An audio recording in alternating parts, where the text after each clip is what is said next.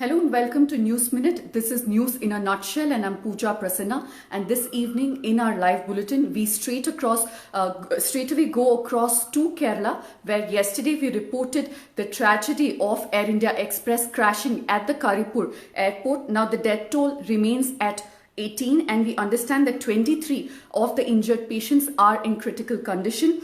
And of the casualties, 6 of them are children. And as per the passenger manifest that has been put out by Air India Express, the age of the youngest casualty is 1 and the oldest is 61.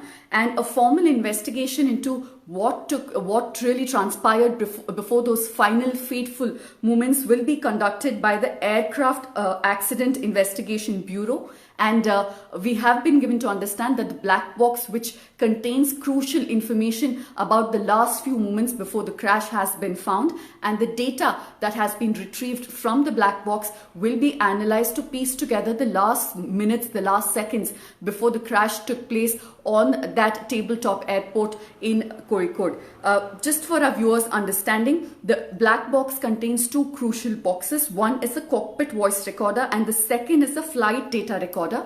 Put together, both of these things can exactly help the investigators piece together what happened. It includes the chatter in the cockpit and also the conversation, the dialogue between the pilots as well as those in the ATC.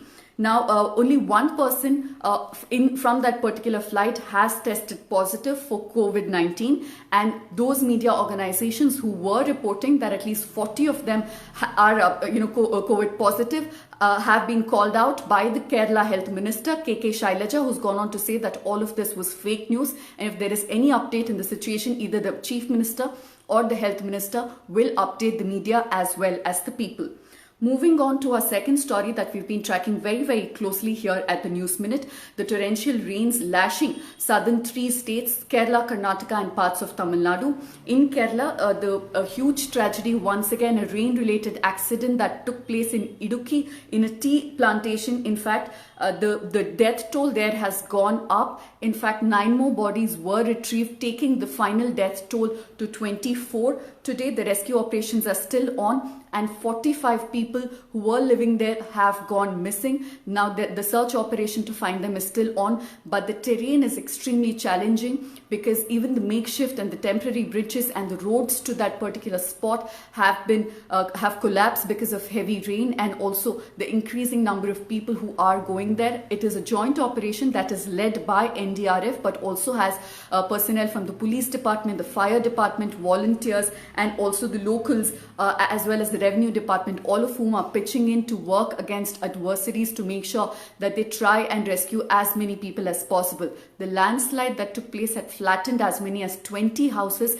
and immediately some of them were pulled out, but it is a developing story and we will of course continue tracking it very closely. For Sunday, more rains expected in the southern part of India. Southwest monsoon causing mayhem in 3 states at least, and red warnings have been issued for Idukki, Malappuram and Wayanad districts of Kerala. This is for Sunday. And in Karnataka, Shivamogga, Udupi, Chikmagalur and Dakshina Kannada districts have been given a red warning by the IMD. And orange warning have been given to Hassan and Uttara Kannada districts. Of course, another piece of bad information coming in from the Kodagu district, where yesterday we had reported that in a landslide that took place, a priest and 4 others had gone missing. They had gotten washed away, and we have confirmation that was brought in by my colleague Prajwal, which goes on to state that the priest has been confirmed dead. Of course, the status of others who had gone missing will be confirmed very soon. Again, similar terrain in Kodagu, hilly area, slippery slopes, and it was a challenge for the NDRF team as well to reach the location at the earliest. Rescue operations are still on, even as most major rivers in the south are continuing to flow in full spate, very close to the danger mark in some cases, and also crossing danger mark in some other cases. The Mullaperiyar Dam is almost 90% full, and the first flood warning has been given by the Tamil Nadu government for villagers who are living close by to evacuate at the earliest in case of a flood. We will continue tracking all of these stories and any other news story that develops across the south over the next 12 hours. We will come to you every single day with 2 live bulletins, one in the morning at 10:30 and in the evening at 6:30, where we will of course bring you the latest updates from the south. Thank you for watching, and do join us again tomorrow morning at 10:30 for all the latest updates from all the stories in south. Thank you.